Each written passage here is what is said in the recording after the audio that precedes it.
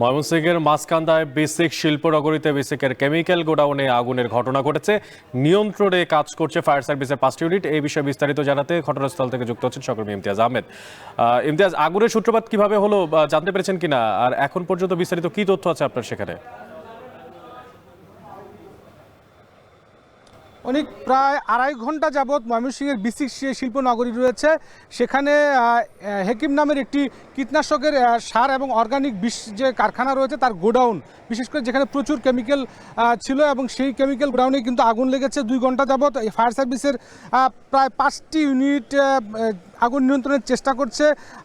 আমরা দেখতে পাচ্ছি 10টা বা 10:30টার দিকে এই আগুনটা লেগেছে। তারপর কিন্তু আগুনের লেলিয়াল শিখা বাড়তে থাকে এবং তারপর ফায়ার সার্ভিসরা এসে কর্মীরা এসে কিন্তু আগুন অনেকটা নিয়ন্ত্রণের চেষ্টা করছে, কিন্তু ভেতর থেকে কিছুক্ষণ পরপর কিন্তু আগুন আবারও দাউ দাউ করে জ্বলে উঠছে। এখানে আসার পর যেটা সবচেয়ে বেশি বেগ পেতে হচ্ছে ফায়ার সার্ভিসের, সেটি হলো যে পানির কিন্তু সুব্যবস্থা নেই। এই বেসিক শিল্পনগরীতে কোনো ফায়ার ড্রেন ব্যবস্থা কিন্তু নেই, ফায়ার সার্ভিস তো নেই। পাশাপাশি তারা বলছেন যে তারা মাত্র যে পাম্পগুলো এনেছেন মাত্র 2 থেকে 3টি পাম্প তারা বসাতে পেরেছেন, তাও দূরের কোনো পুকুর থেকে। সুতরাং পানির একটা তীব্র সংকট এখানে ফায়ার সার্ভিসের লোকজন ভোগ করতে তারা জানাচ্ছেন, এবং যার কারণে আগুন নেভাতে কিন্তু প্রচণ্ড বেগ পেতে হচ্ছে। এবং এটি এখানে যা বলা হচ্ছে যে খুবই অরক্ষিতভাবে কেমিক্যালগুলো, বিশেষ করে যে সার কীটনাশকের জন্য, অর্গানিক সার কীটনাশকের জন্য যে কেমিক্যালগুলো রাখা হয়, দাহ্য কেমিক্যাল, সেগুলো যেটা বলছিলেন সংশ্লিষ্টরা, এবং সেইগুলো কিন্তু মজুত করে রাখা হয়েছিল। সকাল 10টার দিকে প্রথমে যে স্থানীয় যারা রয়েছেন তারা যেটা জানিয়েছেন যে প্রথমে অল্প কিছু তারা ধোঁয়ার কুণ্ডলি দেখতে পায়, তারপরে কিন্তু সেই আগুন ব্যাপকভাবে ছড়িয়ে পড়ে।